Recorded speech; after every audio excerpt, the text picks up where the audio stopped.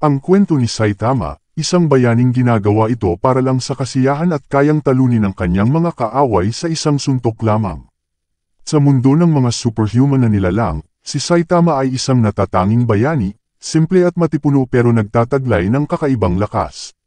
Ngunit bilang isang bayani sa mundong puno ng mga tao, walang laman at puwang ang kanyang buhay. Siya ay hindi nakakakuha ng paggalang mula sa sinuman, siya ay nagpapakita ng isang kalmado na saloobin sa lahat ng bagay at para sa karamihan. Nakita niya ang kanyang pangkalahatang buhay bayani na walang kabuluhan at pinakamasama sa lahat, na wala ang buhok niya dahil sa matinding pagsasanay. Ito ang mga pakikipagsapalaran ng isang ordinaryo ngunit hindi pangkaraniwang bayani. Si Saitama ang kasalukuyang pinakamakapangyarihang nilalang na umiral sa mundo. Siya ay nahaharap sa isang self-imposed existential crisis, dahil siya ngayon ay napakalakas upang makakuha ng anumang kilig mula sa labanan. Sa una ay isang bayani lamang para sa kasiyahan, sa kalaunan si Saitama ay nagparehistro upang maging isang profesional na bayani para sa Hero Association ng mapagtanto na walang kumikilala sa kanya bilang isang bayani, at ipinagtatanggol ang kanyang tahanan sa Z-City mula sa mga halimaw, kontrabida, at iba pang banta. Sa ilalim ng Hero Association, itinalaga sa kanya ang pangalan ng bayani na kalbo at kasalukuyang A-class rank 39. Si Saitama ay isang ordinaryong lalaking kalbo na may kayumangging mga mata, payat ngunit maganda ang pangangatawan, at may katamtamang taas at timbang. Dati ay puno siya ng katamtamang haba ng buhok ngunit nawala ito dahil sa tindi ng kanyang hero training regimen. Si Saitama ay karaniwang sadyang iginuhit sa isang mas simplistic na estilo kaysa sa iba pang mga karakter, katulad ng estilo ng orihinal na webcomic, na may isang elliptical na ulo at simpleng facial features. Kapag iginuhit sa isang mas seryosong estilo, makikita si Saitama na mayroong matatalas na tampok ng mukha, nakakatakot na mga mata, at matigas na kalamnan. Nag-iiba rin ang tindig niya, maluwag ang posture at sloping shoulders kapag maluwag, at straight posture at squared shoulders kapag seryoso. Ang karakter ni Saitama sa itaas na ibabaw ay maaaring mas mainam na average.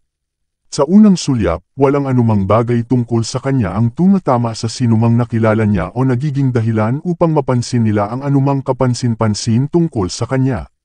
Bago maging isang bayani, siya ay isang karaniwang sumusweldong tao at tila hindi interesado sa anumang bagay, kahit na ang pagiging isang bayani ay palaging pangarap lang niya. Bago maging isa, dati ay bigo siya sa lipunan, tulad ni Hammerhead at nagkomento pa na maaari siyang maging katulad nila depende sa tinahak niyang landas. Bagamat wala siyang problema sa pagpatay ng mga halimaw, si Saitama ay hindi pa nakikitang pumapatay ng isang tao at gumagamit lamang siya ng sapat na lakas para patumbahin sila. Ang kanyang pagpipigil ay nakaugat lamang sa anumang kapangyarihan ng kalaban at gaano man karami o kalakas ito. Pumapatay lang siya kapag may balak siyang pumatay, kahit natamaan niya ang isang tao nang hindi inaasahan, gaya ng ilang beses niyang na-knockout si Garo. Napatunayang mabuti si Saitama sa ibang tao, parehong bayani at kontrabida. Ang kanyang impluwensya ay nagpatahimik kay Gino sa kanyang mga hangarin sa paghihiganti at nagsimulang tumuon sa pagsasanay upang maging isang mahusay at malakas na bayani. Ginawa rin niya ang mga taong insecure tulad nila Fubuki at Glasses na tumayo sa kanilang mga hamon at maging mas mahusay na mga bayani. Pinayuhan din ni Saitama si King na magsanay at maging malakas, at harapin ang mga kinatatakutan nito. Gaya ng sinabi ni Genos, naaakit ni Saitama ang malalakas, dahil maraming makapangyarihang bayani at kontrabida ang nagustuhan siya. Ito ay dahil sa kanyang kawalan ng interes sa pagraranggol ng bayani at katanyagan na umaakit sa kanila.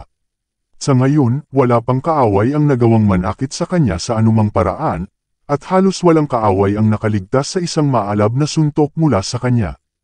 Ang ilang mga kaaway ay nakaligtas sa mga suntok mula sa kanya, tulad ng sinumang tao na kanyang sinaktan, na pinipigilan niya lamang ang kanyang sarili, at si Boros, na nakiramay at pinigilan ni Saitama upang bigyan ang kanyang sarili at ng isang kasiya siyang nakapagpapasiglang labanan.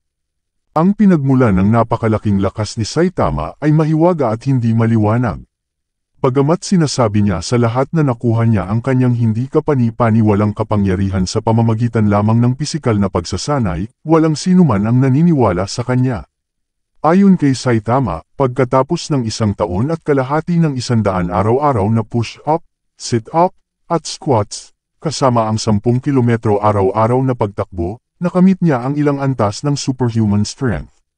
Ang pagsasanay na ito ay tila napakatindi para kay Saitama na kung minsan ay nararamdaman niyang maaari siyang mamatay, at sinasabing ito ang naging sanhi ng lahat ng kanyang buhok na bigla at tuluyang maubos. Hanggang ngayon ang tunay na lakas ni Saitama ay nanatili pa rin na misteryo dahil sa hindi malamang kadahilanan kung saan ito talaga nagmumula. Iyon lamang po at salamat sa panunood.